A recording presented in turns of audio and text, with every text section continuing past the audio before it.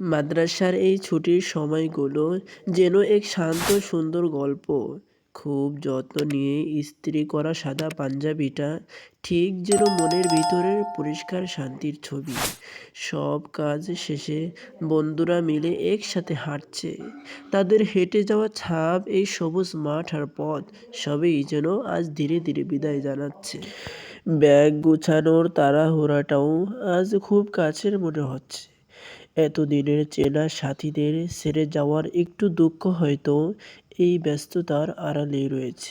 আর বাসের ভিতরে এই হাসি গল্প, এটা যেন বন্ধুদের নিজেদের একটা ছোট্ট আড্ডার জায়গা। পাশে বসে চলছে কতদিনের মজার কথা আর ভবিষ্যতের স্বপ্নের গল্প। এই ছোট্ট কথাগুলোই তো আমাদের মনে সুন্দর স্মৃতি হয়ে থেকে যায়। জীবনের এই ছুটিগুলোই তো আবার নতুন করে সব শুরু করার সাহস দেয়। তোমাদের এই যাত্রা শুভ হোক।